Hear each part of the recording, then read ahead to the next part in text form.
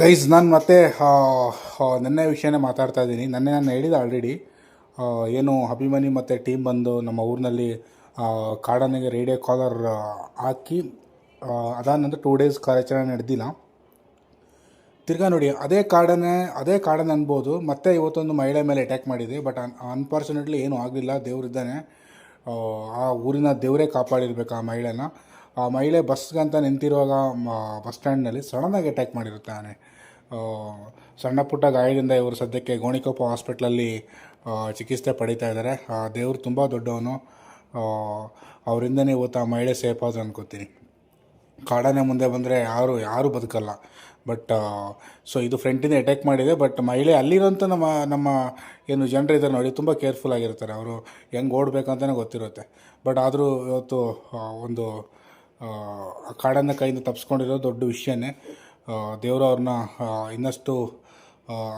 ಆದಷ್ಟು ಬೇಗ ಅವ್ರನ್ನ ಚೇತರಿಸ್ಕೊಳ್ಳಿ ಅನ್ನೋಂಥ ವೀಡಿಯೋ ಸ್ಟಾರ್ಟ್ ಮಾಡ್ತಾಯಿದ್ದೀನಿ. ಫ್ರೆಂಡ್ಸ್, ಏನಂತಂದರೆ ನೋಡಿ, ನಾವು ನಮ್ಮ ತಿತ್ಮತಿ ಮರ್ಪಾಲ್ ಭಾಗದಲ್ಲಿ ಹೆವಿ ಆನೆಗಳಿದ್ದಾವೆ ಅಂಥೇಳಿ ಎಷ್ಟೋ ವರ್ಷಗಳಿಂದ ಗೊತ್ತಿರುತ್ತೆ. ಅಲ್ಲಿ ಯಾರನ್ನೇ ಬೇಕಾದ್ರೆ ನೀವು ರಿಯಾಲಿಟಿ ಚೆಕ್ ಮಾಡ್ಬೋದು. ಆನೆಗಳು ಬರೋದು ಹೋಗೋದು ಸಹಜ ಅಲ್ಲಿ. ಓಕೆ, ಕಾಡಿಂದ ತೋಟಕ್ಕೆ ತುಂಬ ದೂರೇನಿಲ್ಲ, 100 ಮೀಟ್ರ್ ಕೂಡ ಇಲ್ಲ ಅನ್ಕೋತೀನಿ. ಅಷ್ಟು ಹತ್ರದಲ್ಲಿರುವಂಥ ಕಾಡು ಮತ್ತು ತೋಟಗಳು. ಓಕೆ, ಪಿತ್ರಾರ್ಜಿತ ಆಸ್ತಿ ಅಂತ ಅನ್ಬೋದು. ಅದನ್ನು ಇವಾಗ national reserve forest, tiger reserve forest ಅಂಥೇಳಿ ಹೋಗಿ ಅನ್ನೋಕ್ಕೂ ಆಗೋಲ್ಲ. ಸೊ ನಮಗೆ ಬೆಳೆಗಳು ನಂಬ್ಕೊಂಡೇ ಇರುವಂಥವ್ರು ನಾವಲ್ಲಿ. ಸೊ ಅದರಿಂದ ನಮಗೆ ಇನ್ಕಮ್ ಇರೋದು, ವರ್ಷದ ಆದಾಯ ಬರುವಂಥದ್ದು ಅಲ್ಲಿ.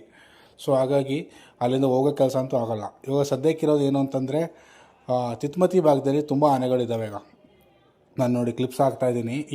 ಈ ಥರದ ಆನೆಗಳು ನಮ್ಮ ಸದ್ಯಕ್ಕೆ ಒಂದು 10 ವರ್ಷದ ಹಿಂದೆಗಳನ್ನು ನೋಡೇ ಇಲ್ಲ ನಾವು. ಈ ದಾರೀಲಿ ಡೈಲಿ ಸಿಗ್ತಾ ಇರುತ್ತೋ ಆನೆಗಳು, ಅದನ್ನು ನಾವು ನೋಡ್ತಾ ಇರ್ಬೋದು. ಬಟ್ ಶಾಂತಿಯಾಗಿ ಅವು ಪಾಪ ಗೀಕೊಂಡು ಅಂತ ಅವ್ರ ಪಾಡಿಗೆ ಇರ್ತಾಯಿತ್ತು. ಎಲ್ಲೂ ಕೂಡ ಆ ಕಾಡಿಂದ ಆಚೆ ಬರ್ತಾ ಇರಲಿಲ್ಲ.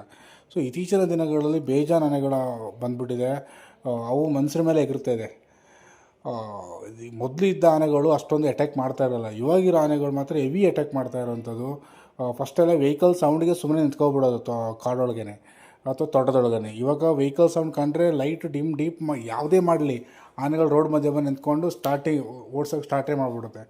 ಸೊ ಅಷ್ಟೊಂದು ಆನೆಗಳು ಎಲ್ಲಿಂದ ಬಂದವು ಅಂತ ನಮಗೂ ಗೊತ್ತಾಗ್ತಾ ಇಲ್ಲ.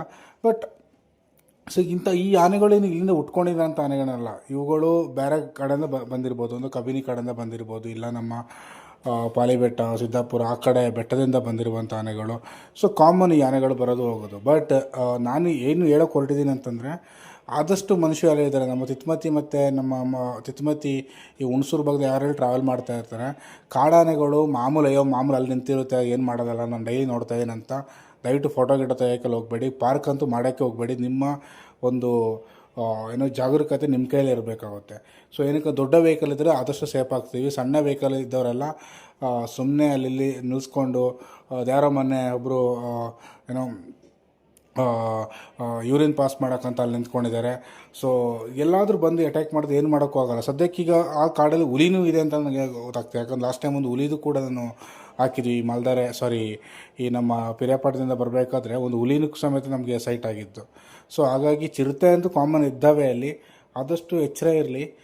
ಇದು ಎಲ್ಲಿರೋದು ಅಂತಂದರೆ ನಮ್ಮ ಕ್ಯಾಪ್ಟನ್ ಅಭಿಮನ್ಯು ಏನಿದೆ ನೋಡಿ, ಆ ಸುತ್ತಮುತ್ತ ಫಾರೆಸ್ಟ್ಲೇ ಇರೋವಂಥದ್ದು. ಸೊ ಅದನ್ನ ಓಡಿಸೋಕ್ಕೂ ಆಗೋಲ್ಲ. ಆ ಫಾರೆಸ್ಟರ್ ಒಳಗೆ ಎಲ್ಲಿಂದ ಓಡಿಸ್ತೀರಾ, ಹೋದ್ಮೇಲೆ ಮತ್ತೆ ಬರುತ್ತೆ. ಸೊ ತೋಟದ ಭಾಗದಲ್ಲಿ ಯಾರೆಲ್ಲ ಇದ್ದಾರೋ ದಯವಿಟ್ಟು ಕೇರ್ಫುಲ್ ಆಗಿರಿ. ನೋಡೋಣ ನೆಕ್ಸ್ಟ್ ಕಾರ್ಯಾಚರಣೆ ನಡಿಬೋದೇನೋ. ಸದ್ಯಕ್ಕೆ ಮತ್ತೆ ಅಟ್ಯಾಕ್ ಮಾಡಿರೋಂಥ ಒಂದು ಮುನ್ಸೂಚನೆ ಬೇರೆ ಸಿಕ್ಕಿದೆ. ನಾಳೆ 100% ಕಾರ್ಯಾಚರಣೆ ಆಗ್ಬೋದು, ಇಲ್ಲ ನಾಡ್ದು ಆಗ್ಬೋದು. ಟ್ರ್ಯಾಕ್ ಮಾಡ್ತಾ ಇದ್ದಾರೆ. ಸೊ ನಾನು ಸದ್ಯಕ್ಕೆ ಇಷ್ಟು ಅಪ್ಡೇಟ್. ಇನ್ನೂ ಹೆಚ್ಚಿನ ಅಪ್ಡೇಟ್ ನನ್ನ ಚಾನಲ್ ಫಾಲೋ ಮಾಡಿ ಅಂತ ವಿಡಿಯೋ ಮುಗಿಸ್ತೇನೆ. Thank you so much.